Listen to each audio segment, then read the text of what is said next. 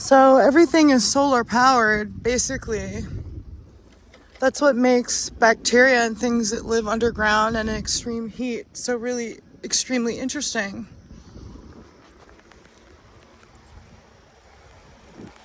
As I was explaining to the man in the checkout line yesterday, in the quantum world, everything is random, so he was correct. The cashier girl could very well be a robot. And he said that because he was pleased with my treatment of her and in my respecting her learning process at the store while looking up the cost of loose beets.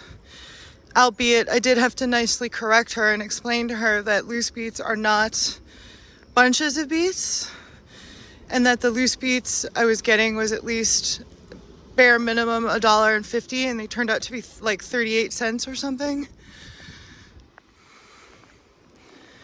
Everyone was really nice about it. And then this man was one of these men that's like sincere and respectful and authentic, but also impressed and competitive. And he tried to like do this curveball behavior with me where it was true. He was trying to get my approval, but at the same time, he was trying to estimate my statement about nicely telling the cashier girl who was learning the prices for things, requiring a lot of patience because she had to enter in different prices of beets and eliminate them about 3 or 4 times, which is completely normal. And she was really nice, and I enjoyed her companionship. And her other friend, Nellie, as well, was a very beautiful, brilliant person. And it was such a nice and interesting interaction because as I started this video, in the quantum world, everything is random. So according to randomness, we could all be dead right now looking at everything.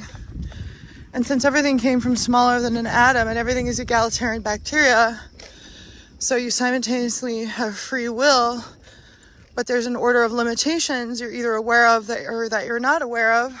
Depends on you as an individual, which is how individuals are ranked in the government. If you're going to have anything to do with the government to begin with, which you probably should if you've gotten this far.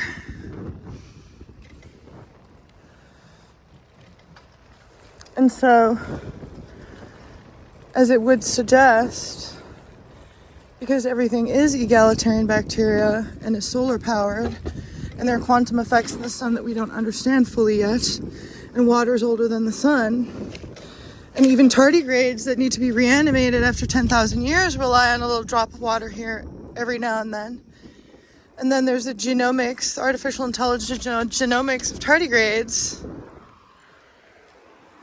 So everything is relative. There's probably all kinds of egalitarian, material, dead, reverse causality shadow worlds like the one we are in. Like, I think making what is happening antagonistic or punishing or violent, or I think even a prison planet, thinking of something as a prison planet is a wrong idea, because law enforcement in America specifically has the ability to rely on not just intuition, but actions that not only slow down and delay the effects of any potential threat and be able to see it coming and either navigate around it or eliminate it altogether and completely change the trajectory of history.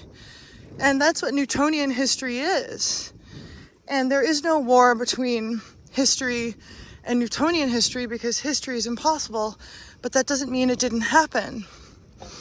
So we have to find out how material reality occurs on the event horizon to where it occurs as a paradox right here, where we are trapped within our limitations and our effects and our collective effects, because the ideal is to have a synchronized observer, because when you have a synchronized observer, you actually have more freedom, not less.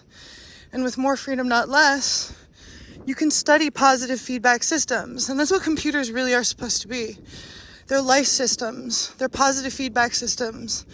They're not supposed to be negative and destructive and, take thermodynamic energy to a point where it never existed. That doesn't really make much sense. Because something is trying to exist in order to navigate that paradox and have gains to another momentum. And that's where the desire for longevity comes from. That's where that passion for freedom and to keep everything alive as the memory is alive. So as you watch and navigate superficial memory and your longevity is enhanced by that, then you enter the real world, the post-accelerationist world, where no one's going to argue with you and you're going to argue with yourself, and where all of your ranking and your position in a democratic system is dependent on a lot of the things that you don't do, and then the approaches you do take, and whether you're responsible with those things in the long run, because we can't really see those things yet, but we actually have been able to for a long time. And so it makes sense, because you don't want to become the eugenicist that you complain about. You want to make sure to assess a threat and either treat it and cure it or eliminate it, because then at a certain point you're culpable and you're participating in the harm of innocence.